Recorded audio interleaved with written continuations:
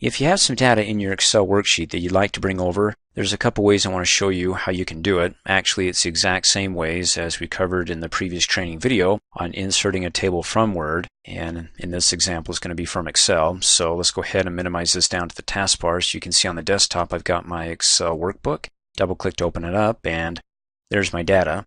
Now you want to make sure that when you insert it as an object, which is the first way I'm going to show you how, is that there's nothing else within the worksheet here, and as far as I can see there isn't anything else because, well, that's important. Otherwise it's going to insert this and all the spacing in between, if there is any, for any additional data within that worksheet.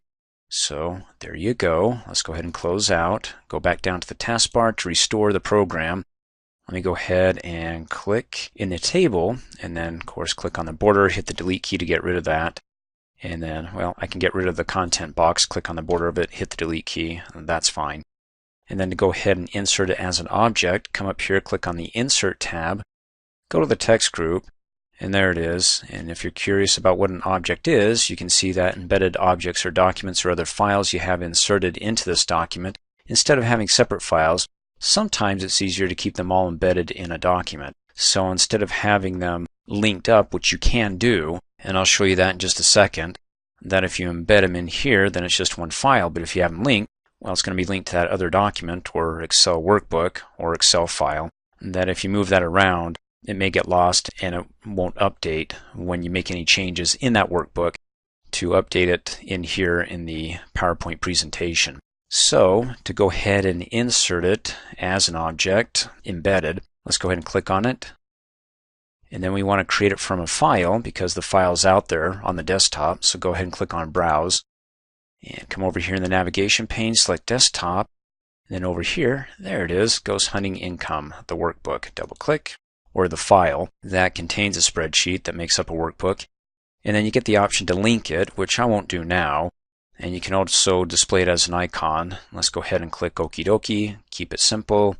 As it inserts, and there it is. Well, you can't see anything because why? Because back in the Excel worksheet, if you remember, that the font was all in black. So black against black, well, you can move it down here. Hey, now you can see it, but let's not do that. Let's move it up and double click to open up the embedded object, and then hover over the bottom right hand corner to resize and up. You can see that we've got the worksheet here, but it's embedded in PowerPoint, so it's not opening up Excel. And then with the content selected, it's so teeny tiny, as well as black against black. So to change it, well, I could right click on it or come up here on the Home tab to the font group and make it size 36. Oh, that's huge. And then we better like hover in between the column headers and click and drag to stretch them out, or double click to do a best fit. And you can learn all about this in my Excel training videos about how to resize your spreadsheets, your columns, your rows, and learn fancy shortcuts like that. And then of course for this to appear against a black background, I need to come up here and, well, I could change it to red. That's fine. And then go ahead and click off, and let's see what, oh my goodness. Click and drag that, and it's got everything else in here. So let me resize that, but when I resize it, it resizes that. So let me go ahead and double click and resize this so it's around it more. And I got to resize it out. I don't want to see those extra empty cells. Let's click off and see how that looks. Okay, well, that's better. Nice.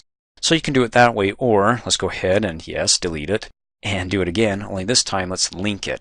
So come up here, do the same steps, Object, from File, Browse, and then Desktop, and it's right there, the file Ghost Hunting. This time let's link it.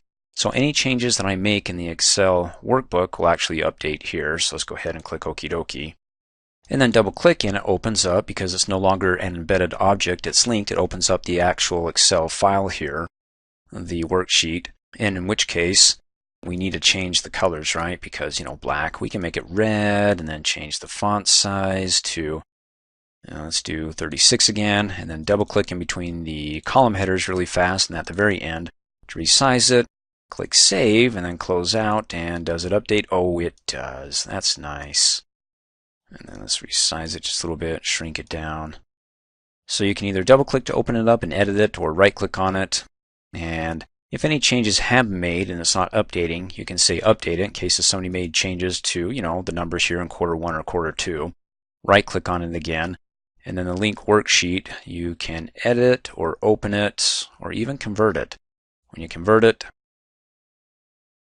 it wants to convert it to an object, in which case it won't be linked. It'll just be embedded now, but I don't want to do that, so I'll click cancel. So if I go ahead and we got, let's see, 400, 500, 500, 600, and I minimize this down to the taskbar and open up that workbook, double click.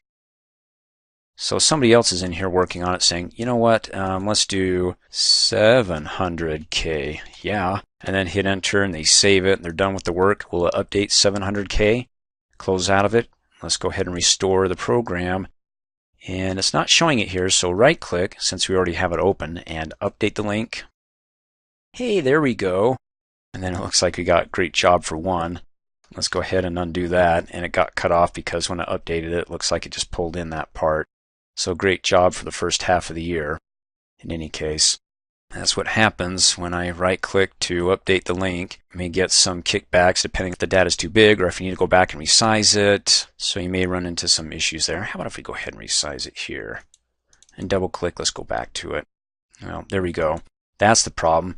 For some reason it just flipped out on me. Let's go back to make sure everybody is size 36 and in red and not black. Go ahead and click save, close out. And you can see why I was doing that. It was updating it in the PowerPoint here, the slide, in which case you can go ahead and rewind it and watch the video again as I did it if you missed it. And you can go ahead and delete that. And then another way is to insert it as an embedded icon. So you can click on it to open it up to make your changes. So insert, again, it's going to be an object. But I wanted to show you that when we do it from File, Browse, same thing, the desktop. I'm speeding through this, ghost hunting income. Instead of linking, let's do it displayed as an icon. There's the icon. You can change the icon to something else. Browse for another icon, whatever your flavor is. I'm going to keep it simple. Click cancel and just have it there. And what that means is when you click OK, you get this teeny tiny icon here. In any case, it's just there for you. You can stretch it open.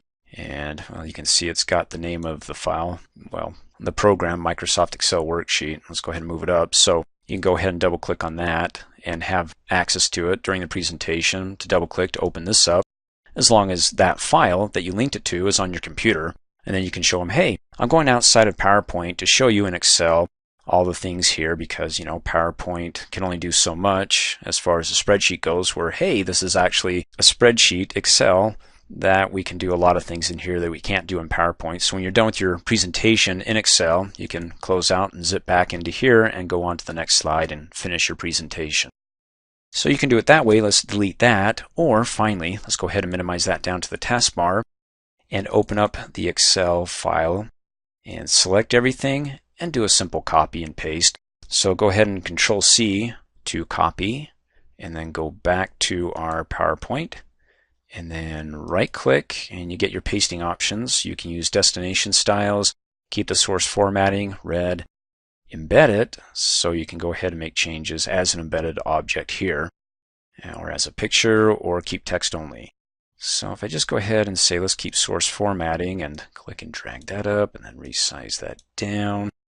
Okay, I might have to change the size of the font here, and you can see now it's a table. So you can go to the Design tab and hover over that, and oh, that's fancy. Let's choose that. And then, of course, like I said, oops, let me hit undo. I grabbed the side or the border of it. I wanted to click and drag and select everything here within the table. Of course, you can just click here and come up here and click on the Layout tab and go to the Table group and click on Select. So you can select the table, select a current column that you're in or row. Let's do the table.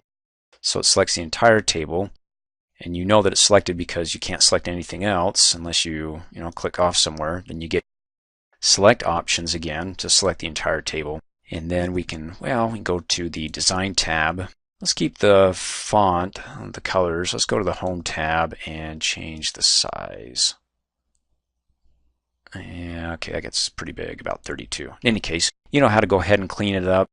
Go back up to the Layout tab where you want to change the alignments, maybe center line everything, and some of the fun things we did in an earlier training video when it came to inserting and modifying our tables. And if you want to learn more about tables, again, watch my word training video on tables. I go to it in greater detail. Thanks for watching. Hey, as a quick reminder, if you like my video, please give it a thumbs up. You can also click on me and subscribe to my channel to get notified of the latest videos. And for great specials on my products, please see the description below this video.